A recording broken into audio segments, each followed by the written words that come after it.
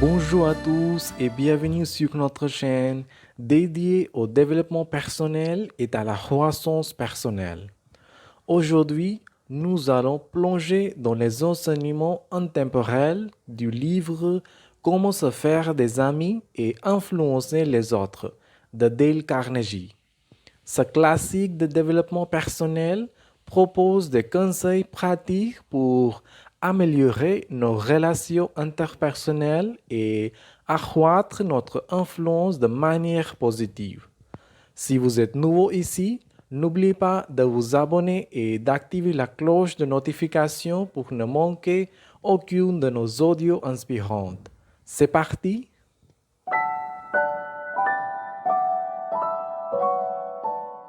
Chapitre 1. La valeur de l'intérêt pour les autres. Bienvenue dans le premier chapitre du livre Comment se faire des amis et influencer les autres de Dale Carnegie. Dans ce chapitre inaugural, nous explorons en détail le concept essentiel de s'intéresser sincèrement aux autres et comment cette pratique peut transformer nos relations et notre influence. Dale Carnegie débute ce chapitre en mettant en avant une vérité fondamentale. Les gens sont naturellement plus intéressés par eux-mêmes et leurs préoccupations que par tout autre sujet.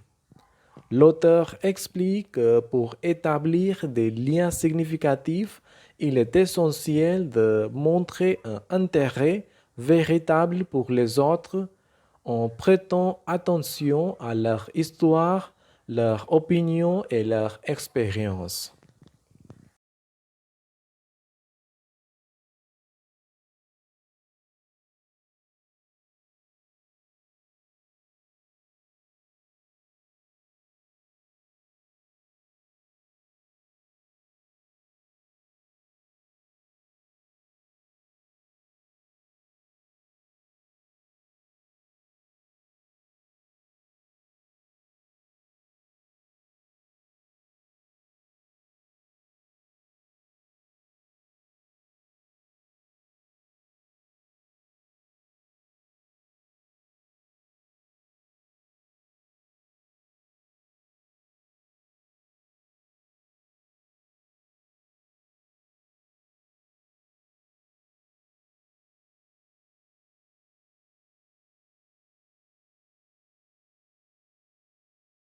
L'auteur souligne également que s'intéresser aux autres ne doit pas être une stratégie manipulatrice, mais une attitude sincère.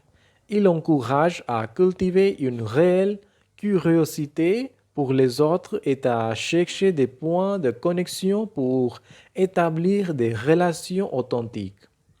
Dale Carnegie partage des anecdotes de personnalités qui ont maîtrisé l'art de l'écoute active et de l'intérêt pour les autres et qui ont ainsi réussi à influencer positivement leurs relations. Il met en avant que cette approche peut non seulement améliorer nos interactions personnelles, mais aussi renforcer notre influence dans le monde professionnel. En conclusion, ce premier chapitre nous plonge dans la valeur de l'intérêt sincère pour les autres. Dale Carnegie nous rappelle que cette pratique simple mais puissante peut ouvrir des portes et créer des liens profonds avec les autres. En adoptant cette attitude d'empathie et d'écoute, nous pouvons non seulement créer des amitiés durables, mais aussi influencer positivement notre entourage.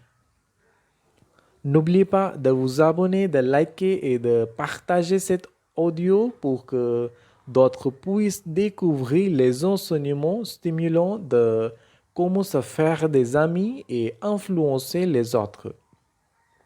Restez connectés pour la suite de notre série de résumés du livre de Dale Carnegie.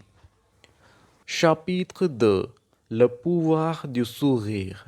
Dans ce chapitre captivant, nous explorons en profondeur le pouvoir du sourire et comment cette expression simple peut avoir un impact considérable sur nos relations et notre influence.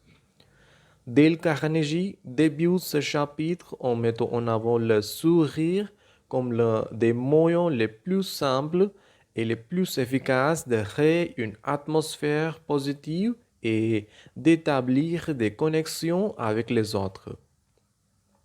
Il explique que le sourire est universel et transcende les barrières linguistiques et culturelles. L'auteur partage des exemples concrets où un sourire chaleureux a fait toute la différence. Il raconte des histoires de situations où un simple sourire a ouvert des portes, suscité la sympathie et instauré une atmosphère de convivialité. Dale Carnegie explore le rôle du sourire dans les relations interpersonnelles. Il explique que le sourire envoie un signal positif aux autres, indiquant que nous sommes ouverts, amicaux et prêts à interagir. Il peut également aider à apaiser les conflits et à désamorcer des situations tendues. L'auteur souligne que le sourire est contagieux. En souriant, nous encourageons les autres à répondre de manière positive, créant ainsi une boucle de rétroaction positive. Il invite les lecteurs à faire l'effort de sourire même dans des situations stressantes, car cela peut changer leur perspective et leur attitude.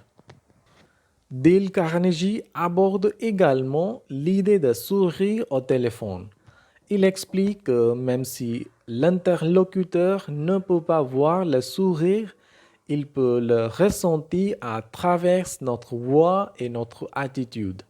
Sourire au téléphone peut créer une ambiance agréable et favoriser une communication harmonieuse. En conclusion, ce chapitre nous plonge dans le pouvoir du sourire comme moyen de communication universel. Dale Carnegie nous rappelle que le sourire est une expression d'ouverture, de positivité et de bienveillance. En utilisant cette expression simple mais puissante, nous pouvons influencer positivement nos interactions et créer des relations plus agréables et harmonieuses. Chapitre 3. L'art de donner des critiques constructives. Dans ce chapitre instructif, nous allons explorer en profondeur l'approche de donner des critiques de manière constructive et positive, tout en préservant nos relations interpersonnelles. Dale Carnegie débute ce chapitre en mettant en avant l'importance de donner des critiques avec tact et sensibilité. Il explique que les critiques directes et brutales peuvent causer des ressentiments et des conflits. Au lieu de cela, il propose d'utiliser une approche positive pour amener les autres à comprendre nos points de vue. L'auteur partage des stratégies pratiques pour donner des critiques de manière constructive. Il explique que l'une des clés est de commencer par des compliments sincères. En reconnaissant d'abord les aspects positifs, nous créons un espace où l'autre personne est plus enclin à accepter nos commentaires constructifs. Dale Carnegie explore également l'importance de formuler nos critiques de manière à encourager l'amélioration plutôt que la défense. Il conseille d'exprimer nos opinions de manière douce et d'utiliser des exemples concrets pour illustrer nos points. Cette approche rend nos critiques plus tangibles et compréhensibles. L'auteur souligne que les émotions peuvent jouer un rôle important dans la réception des critiques. Il encourage à choisir le bon moment pour donner des commentaires lorsque les émotions sont calmes et que l'autre personne est plus réceptive. L'empathie et la compréhension mutuelle sont essentielles pour que les critiques soient bien reçues. Dale Carnegie partage des anecdotes de personnes qui ont maîtrisé l'art de donner des critiques constructives. Il montre comment des leaders et des individus influents ont utilisé cette approche pour amener des changements positifs et encourager le développement personnel chez les autres. En conclusion, ce chapitre nous guide dans l'art délicat de donner des critiques de manière constructive. Dale Carnegie nous rappelle que l'objectif est d'aider les autres à s'améliorer plutôt que de les critiquer négativement. En utilisant des approches positives, des exemples concrets et une communication empathique, nous pouvons influencer positivement les autres tout en préservant des relations harmonieuses. Chapitre 4. La puissance de l'appréciation sincère. Dans ce chapitre captivant, nous allons explorer en profondeur la valeur de l'appréciation sincère et comment cette pratique peut renforcer nos relations et influencer positivement notre entourage. Dale Carnegie débute ce chapitre en mettant en avant l'importance de reconnaître et de valoriser les qualités et les actions positives des autres. Il explique que l'appréciation sincère est une forme de validation et de reconnaissance qui renforce la confiance et la considération mutuelle. L'auteur partage des exemples concrets où l'appréciation sincère a un impact puissant. Il raconte comment exprimer sa gratitude et sa reconnaissance peut inspirer les autres à donner le meilleur d'eux-mêmes et à se sentir valorisés. Dale Carnegie explore également comment l'appréciation peut créer des liens solides dans nos relations interpersonnelles. Il encourage à rechercher activement les qualités positives chez les autres et à exprimer notre reconnaissance de manière authentique. L'auteur souligne que l'appréciation ne doit pas être feinte, mais véritable. Il explique comment des gestes simples comme dire merci, reconnaître les efforts et les réalisations et montrer de la gratitude peut améliorer la dynamique des relations. Dale Carnegie aborde l'idée de laisser de côté les critiques et les reproches pour se concentrer sur l'appréciation. Il explique que l'appréciation sincère peut influencer les autres à se comporter de manière positive et à rechercher davantage d'interactions harmonieuses. En conclusion, ce chapitre nous plonge dans la puissance de l'appréciation sincère comme moyen de renforcer les liens et d'influencer positivement les autres. Dale Carnegie nous rappelle que l'appréciation est un moyen simple mais profond d'exprimer notre reconnaissance et de créer une atmosphère de positivité dans nos interactions. Chapitre 5. Guider les autres à penser positivement. Bienvenue dans le 5e chapitre du livre Comment se faire des amis et influencer les autres de Dale Carnegie.